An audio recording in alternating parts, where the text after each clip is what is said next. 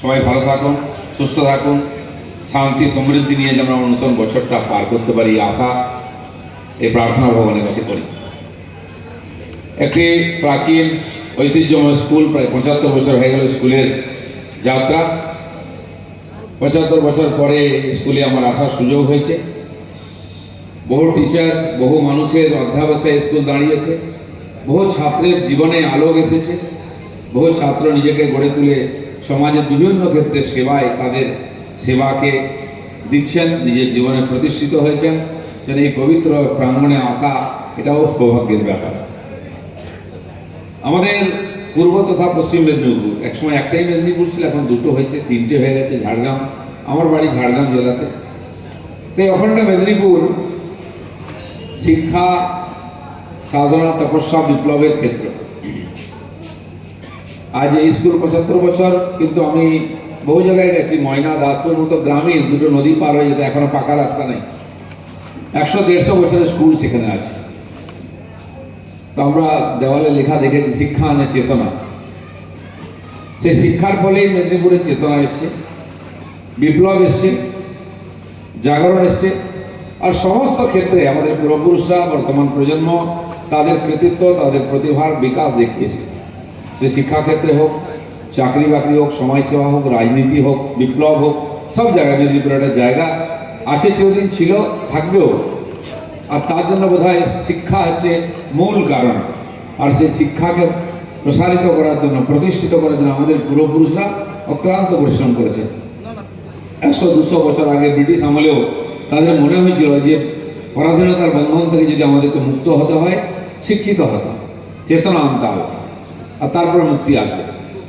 তো সেই জন্য সেই সময় গ্রামে গঞ্জে ব্রিটিশ তো পয়সা দেয়নি স্কুল করতে, কিন্তু আমাদের পূর্বপুরুষরা কেউ জমি দিয়েছেন, কেউ শ্রম দিয়েছেন, কেউ খড় দিয়েছেন, কেউ নিজে পরিশ্রম করে দেওয়াল তৈরি করেছেন।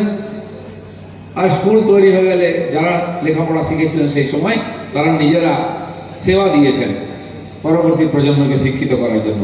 আর সেইভাবে স্কুল গড়ে উঠেছিল, মাটির বাড়ি থেকে ধীরে ধীরে পাকা 2তলা 3তলা, তার সঙ্গে হস্টেল যুক্ত হয়েছে। তো গ্রামের জাগ্রত জনতা, দূরদৃষ্টি সম্পন্ন আমাদের পূর্বপুরুষরা গ্রামে গ্রামে স্কুল তখন গড়ে তুলেছিলেন। সেই স্কুল থেকে বহু ছাত্রছাত্রী নিজের জীবনে প্রতিষ্ঠিত হয়ে, শিক্ষিত হয়ে গিয়ে আজকে বিশ্বের বহু দেশেতে বহু গুরুত্বপূর্ণ পদেতে সম্মানের সঙ্গে কাজ করছেন।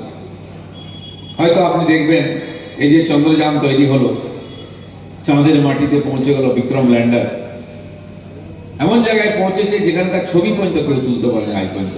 সেখানে ভারতের চন্দ্রযান পৌঁছে গেল।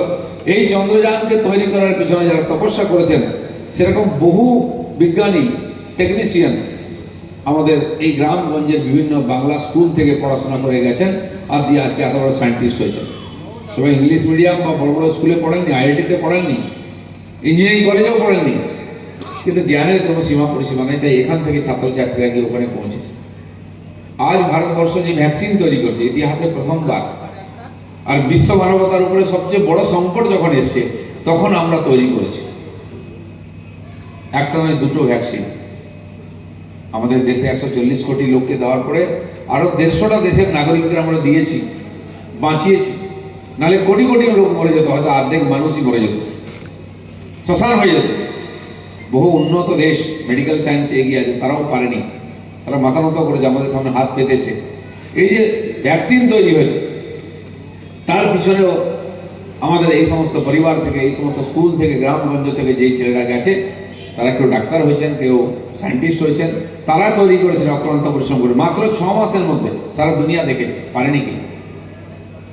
আর আজ তো সৌরাষ্ট্র থেকে আরম্ভ করে, এয়ারপোর্ট থেকে আরম্ভ করে বন্দে ভারত ট্রেন বা অমৃত ভারত ট্রেন তৈরি হচ্ছে, বিমান তৈরি হচ্ছে, ট্যাঙ্ক তৈরি হচ্ছে, মিসাইল, রকেট তৈরি হচ্ছে। আমরা বিদেশ থেকে কিনতাম, দেখতাম, আজ আমাদের দেশের ছেলেমেয়েরা তৈরি করছে। এরকম গ্রামগঞ্জ থেকে, এরকম সাধারণ স্কুল থেকে পড়াশোনা করে গেছে, আর তারা দেশকে এগিয়ে নিয়ে যাচ্ছে। সেটা এই ধরনের স্কুলের গুরুত্ব অনেক। সরকার পরবর্তীকালে পয়সা খরচা করছে, গ্রামে গঞ্জে স্কুল তৈরি হয়ে গেছে, কিন্তু সেই স্কুলে পড়ার পরিবেশ নেই, বসার জায়গা নেই, যথেষ্ট সংখ্যক শিক্ষক নাই। শিক্ষাকর্মী নাই, বা যা যা পরিকাঠামো লাগে সেটাও যথেষ্ট নাই। তাই আজকে যখন বেশি শিক্ষার প্রয়োজন, এগিয়ে যাওয়ার দরকার আছে, সবাই পড়ার চেষ্টা করছে, তখন সেই সুযোগটা থেকে আমরা বঞ্চিত হচ্ছি। হয়তো প্রয়োজনের বেশি স্কুল হয়ে গেছে। আমিও আরো বেশি গ্রামের থেকে এসেছি, যে স্কুলে পড়েছি হেঁটে খাল পার হয়ে আমরা যেতাম উড়িষ্যার বর্ডার দিকে, ঝাড়গ্রাম গোপীবল্লভপুর থেকে অনেক গ্রাম থেকে হেঁটে হেঁটে ছেলেমেয়েরা ওখানে আসতো, কেউ সাইকেলে আসতো, সাইকেল আনার উপায় নেই কারণ খাল পার হতে হতো। সেখানে পড়াশোনা করেছি আমরা, চপ্পল পরার দরকার ছিল না, হাফ প্যান্ট পরে যেতাম 10 অবধি। আজ প্রয়োজন হচ্ছে, বহু ছেলেমেয়েরা পড়তে আসছে কিন্তু স্কুলের পরিকাঠামো উপযোগী নাই। তাই তখন পাড়ায় পাড়ায় প্রাইমারি স্কুল, প্রাইভেট স্কুল গড়ে উঠছে, সে ইংরেজি মিডিয়াম হোক অন্য হোক, লোকের আস্থা ওদিকে চলে যাচ্ছে। শিক্ষার স্তর উঁচু হওয়ার জায়গায় নিচু হয়ে যাচ্ছে। তো সেজন্য চিন্তার বিষয় আছে, কমপক্ষে যে স্কুলগুলো দাঁড়িয়ে আছে, যেখানে বহু লোকের পয়সা লেগেছে, সরকার টাকা দিয়েছে, সাধারণ পরিবারের ছেলেমেয়েরা যেখানে পড়ছে সেই স্কুলগুলোকে বাঁচিয়ে রাখা,